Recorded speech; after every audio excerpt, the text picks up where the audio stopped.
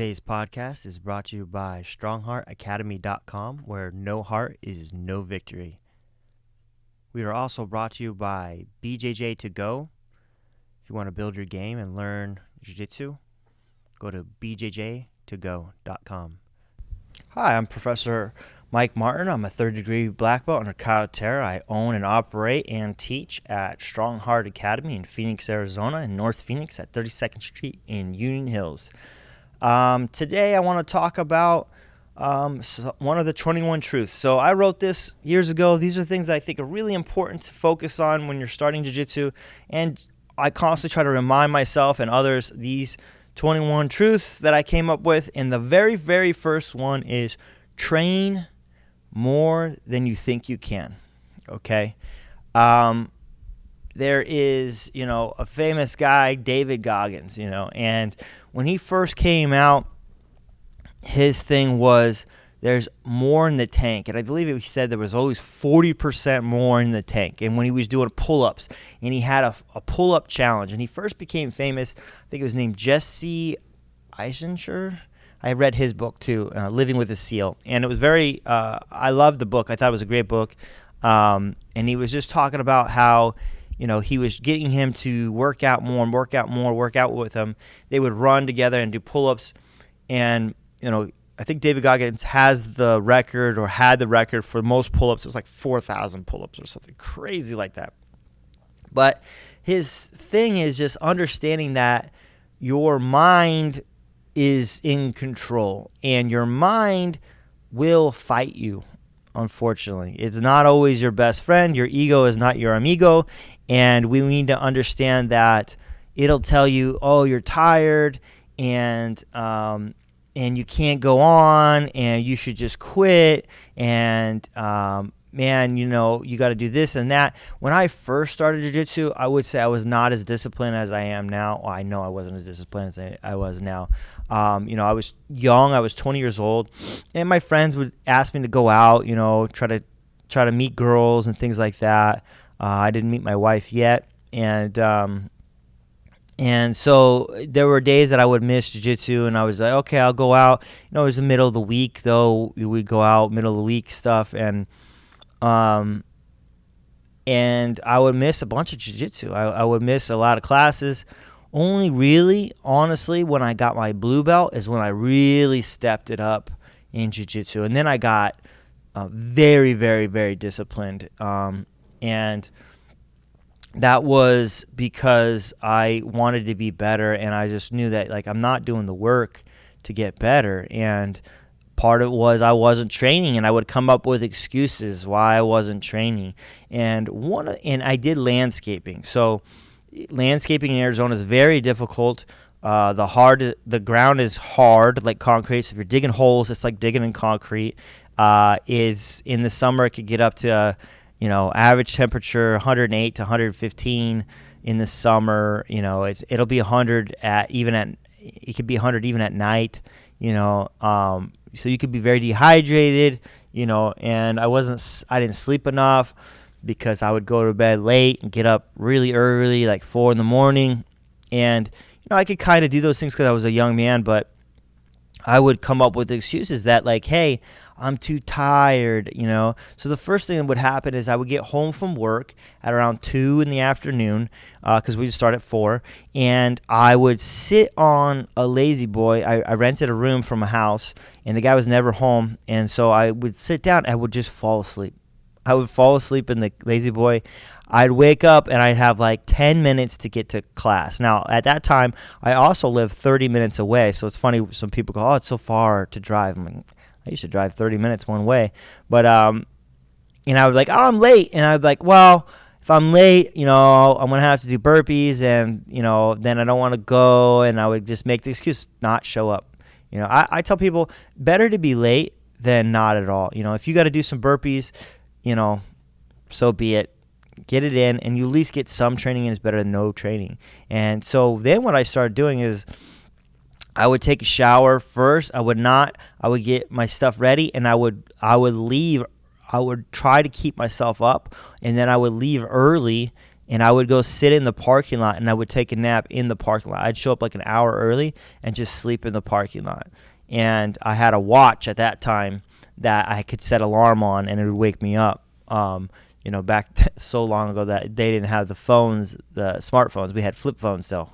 That was a super long time ago. So I just eliminating the excuses are helpful. The other part is that I had to do my own laundry, when I was like 20 and 21. And so, and I still do, but gis, I didn't have a lot of gis, and you shouldn't, and, I don't want you on the mat in my gym if you don't wash your gi. No one wants to wrestle a stinky gi. Plus, we don't want to get skin infections, ringworm, and fatigue, all those things, like cleanliness, guys, cleanliness. But I would say, I don't have my gi ready. So I took my worst gi. When I first started jiu-jitsu, they gave you like a loner gi that was kind of off-white. So if you look at cotton, they bleach cotton to get it white. So cotton is really like a kind of a cream kind of color, and it's really ugly and gross. It almost looks dirty. So that gi was my first gi. I would leave it in my truck, and I'd always leave my belt in my truck. And so I would never have an excuse like, I forgot to wash my gi, because I always had one in my truck. And I tell my students to this day, always have a loaner gi in the truck. Maybe you have an opportunity to go train at another gym, and like, hey, you have a friend somewhere else, and they say, hey, or an open mat, and like, man, maybe I can make an open mat. And you just always have a gi on you. Maybe you're at work and you don't have time to go home, to get your gi. If you always have your gi in your car, that becomes a non-existent excuse. So I try to remove the excuses in my life for training and making sure that I can get in and train. And when you train more than you think you can, you will get better. It's just repetition, okay? Repetition.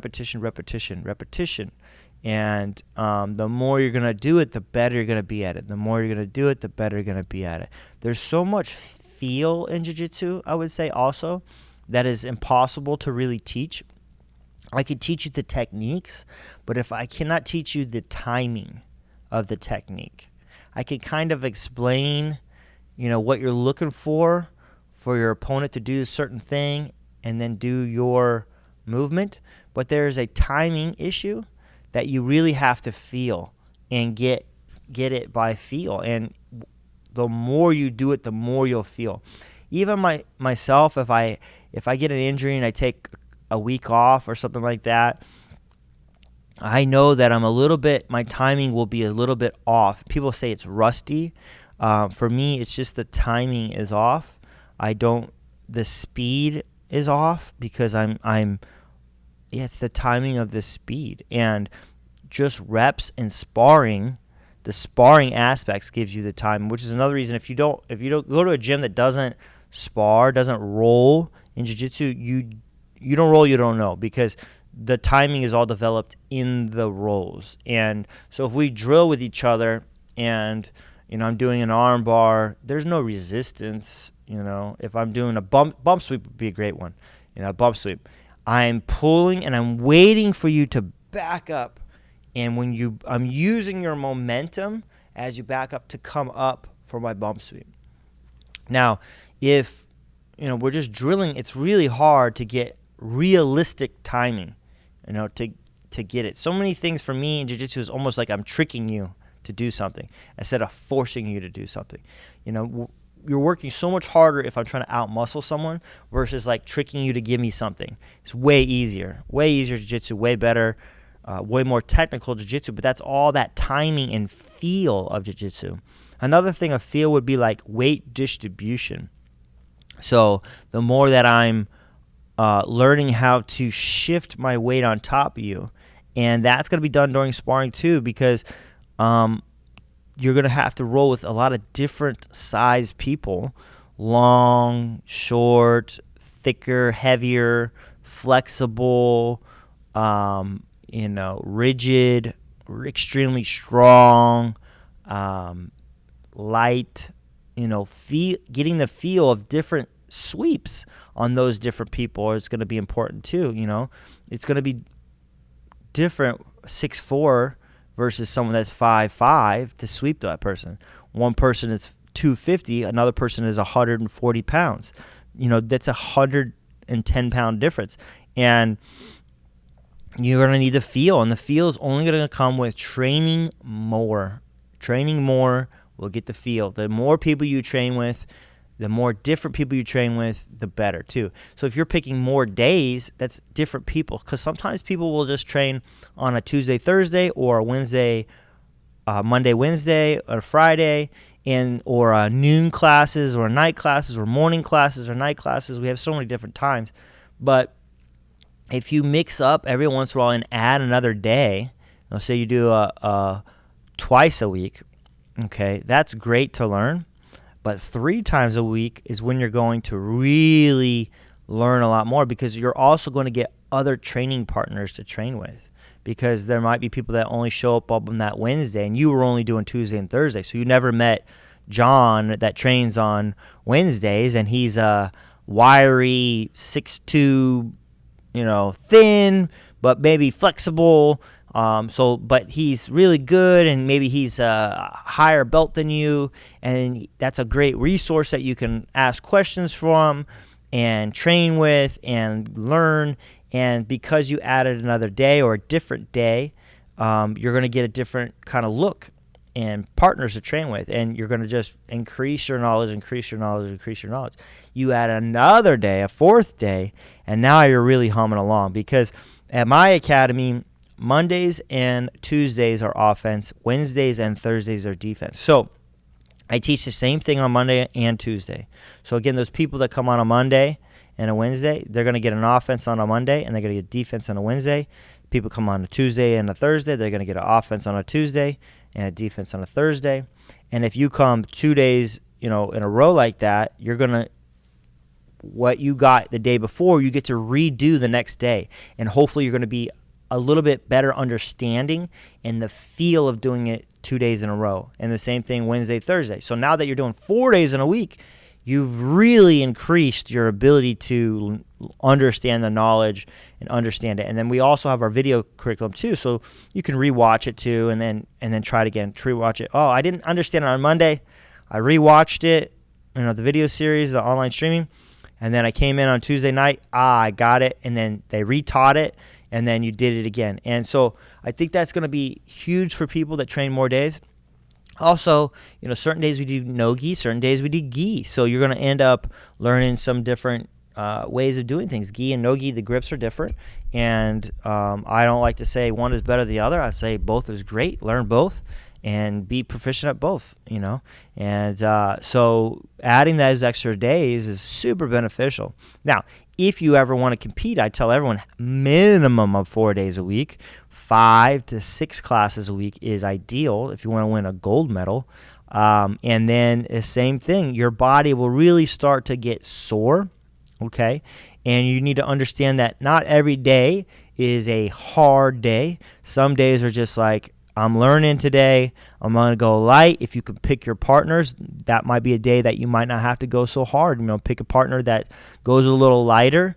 If you're a smaller guy, maybe not be picking the giant guys to train with that day. You're sore, you're tired, you don't want to get injured, but you're still on the mat and you're still getting knowledge and you're still getting the work in. So, that's what I'm saying. Your mind will say, oh, I'm tired. I need a break, and some days you might need a break, but for the most part, it's just your brain avoiding difficult things. Our brains avoid pain and seek pleasure, and anyone could tell you that, down from a kid up to an adult. And unfortunately, the pain is a lot of the growth is happening in pain. That's what they say, growing pains is, there is pain in losing, pain and physical pain of like just soreness of like, oh, my muscles are sore.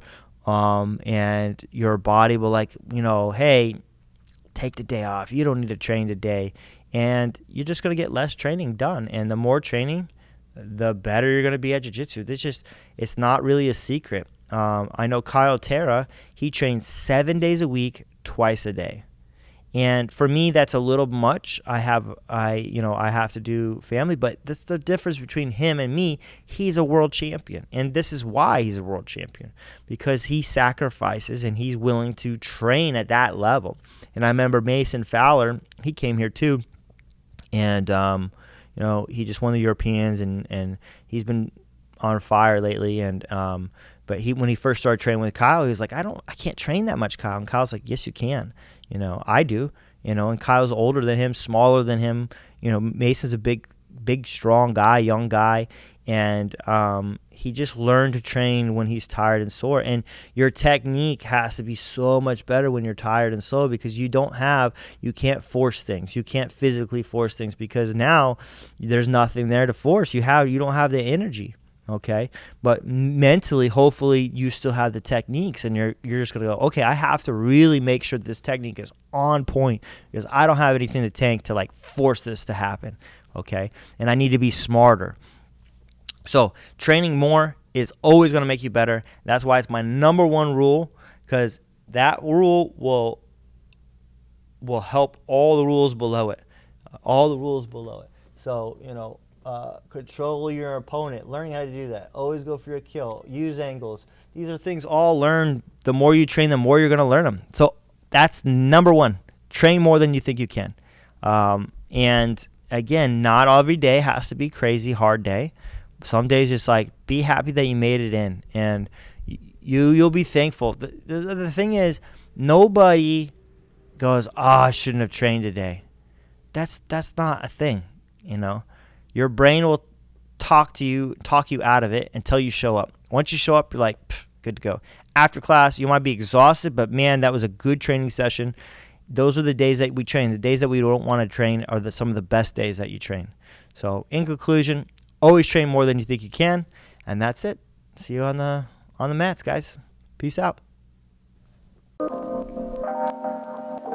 Let me talk for just a second, help me feel that sense of rhythm. Find the meanings in our bearings and discover this position as a stage along the way. Another rung to the ladder, either stalling or you're climbing, and I'd rather be the latter. Instead of getting fatter, let the footsteps resume naturally.